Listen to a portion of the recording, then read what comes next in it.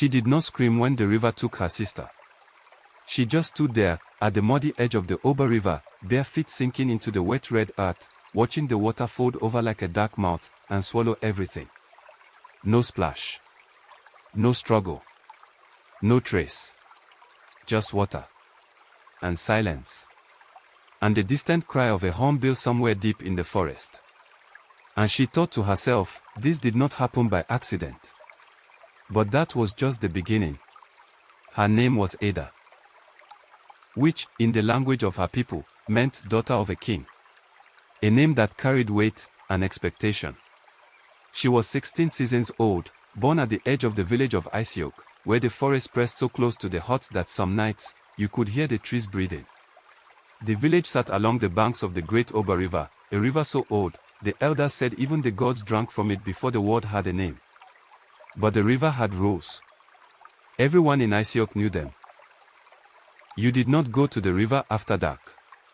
You did not bring iron near the water. And you never looked directly at your reflection when the moon was full. Because the river had a spirit. And the spirit was always watching. Ada was clever, sharper than most girls twice her age. She could solve any riddle the village elders threw at her. She could read the wind before rain came. She could mend a broken fishing net in the time it took most people to find the thread. But Ada had one flaw. She believed that her cleverness could protect her from anything. Her younger sister, Chisholm, was different. Quiet, gentle, the kind of child who hummed to herself while fetching water and talked to. Ada laughed and patted her sister's head.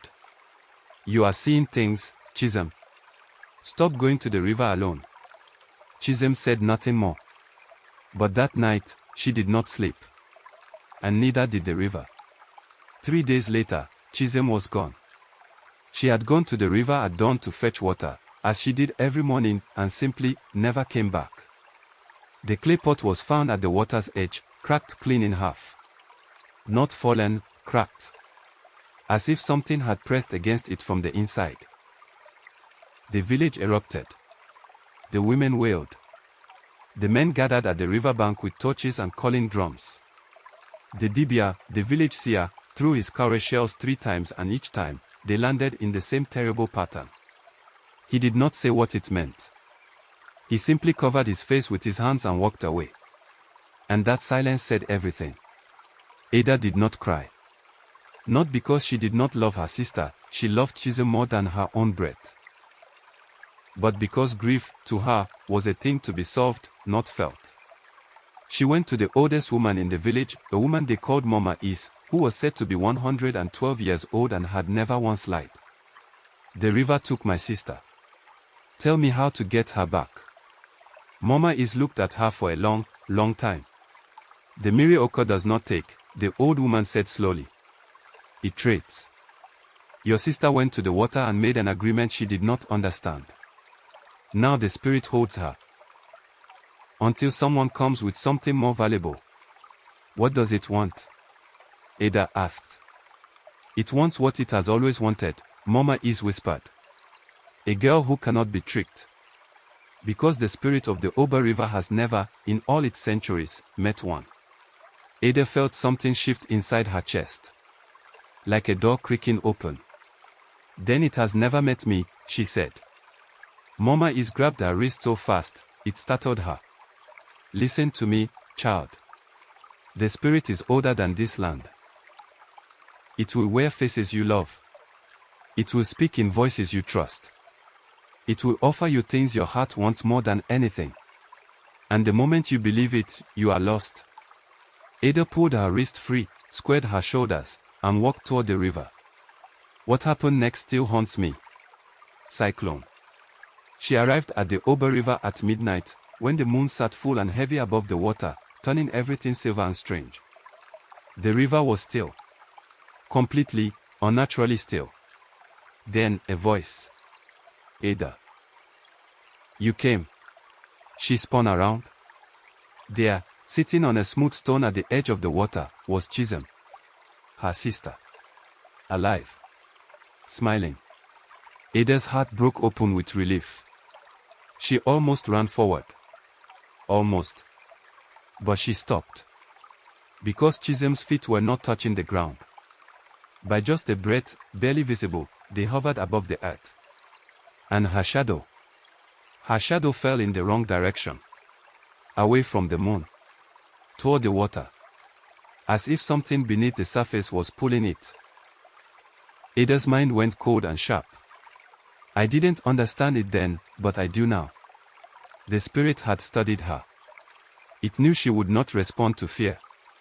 So it came as the one thing that could break her sister's face. Her sister's voice. Her sister's smile. It had chosen the perfect weapon. The thing Ada loved most in the world. Come to me, Ada, the thing wearing Chisholm's face said. I am cold. I am afraid. Take my hand and bring me home. Ada felt tears burn her eyes. She felt the pull. Deep in her bones, to run to her sister. And that is exactly what the spirit was counting on. Ada reached into the cloth tied around her waist. She pulled out a small clay mirror. An old one, cracked, darkened by smoke, that had belonged to her grandmother. She held it up. Not to see the spirit.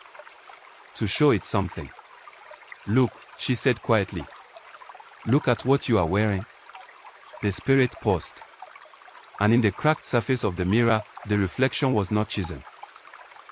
It was a thing ancient and formless. A shape made of water and hunger and centuries of stolen lives.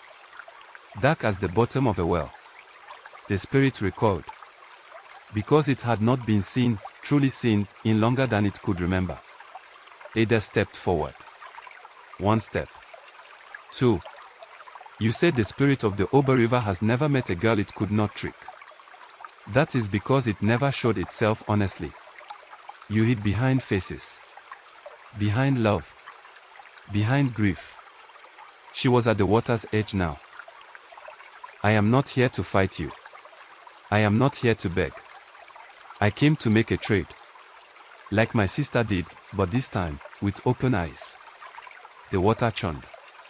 The air crackled. What do you offer? The spirit hissed, in its real voice now, like stones grinding beneath deep water. My cleverness, Ada said simply. Every riddle I have ever solved. Every answer I have ever known. I will give it all to the river. And you will give me back my sister. Silence. Then the spirit laughed. A terrible, beautiful sound. Why would I want something you could simply regain? The mind grows sharp again, child. Because, Ada said, I am not offering my cleverness as a prize. I am offering it as proof. The girl who figured out how to see you, who knew your reflection trick, who knew not to trust the face she loved most, is offering herself as a student. Not a prisoner. A student. Teach me what you know of the river's secrets. And I will return every season to learn. And you will never again be alone. The water went completely still. And then something extraordinary happened. The spirit wept. Not in anger. Not in defeat. In loneliness. Because it had been waiting, across all those centuries of stolen lives, not for someone to defeat it. But for someone to finally understand it. Chisholm rose from the water on the dawn of the next morning. Whole. Warm. Alive. She remembered nothing of where she had been. Only that she had been somewhere very cold, and very dark, and that she had heard her sister's voice calling her back. Ada held her so tightly that Chisholm laughed and said she could not breathe. And for the first time in days, Ada let herself cry. She kept her promise to the spirit. Every dry season, she returned to the Oba River alone. She sat at its edge and listened. And the water told her things. About the rains before the rains, about the fish who carried memories, about the old names the land had won before humans arrived to give it new ones. The village called her a healer. A seer. A woman blessed by water. They did not know the truth. They did not know that the greatest thing she had ever done was not outsmarting the spirit. It was choosing to understand it. There is an old saying that travels across the rivers of our motherland. The strongest warrior is not the one who defeats his enemy. It is the one who transforms his enemy into something that no longer needs to be an enemy. Ada was clever. Yes. But it was not her cleverness that saved her sister. It was her wisdom, the understanding that every dark thing in this world, every spirit, every force that takes and consumes and destroys, carries within it a wound. An old loneliness. A hunger not for flesh, but for recognition. The world will send you enemies that wear familiar faces. The world will test you at the edge of the river, at the place where what you love most stands between you and destruction. And in that moment, your intelligence will take you halfway. But only your heart, open, unafraid, willing to see the truth even in the darkness, will take you all the way home. I didn't understand it then, but I do now. We are all, in our own way, standing at the edge of a river. The question is not whether the Spirit will come for us. The question is, what will we offer it when it does? If this story taught you something about courage, about wisdom, about seeing the truth in what frightens you, then don't forget to subscribe to Tales Under Baobab. Every week, we gather beneath the great tree, and we remember who we are. The stories are waiting. Come sit with us.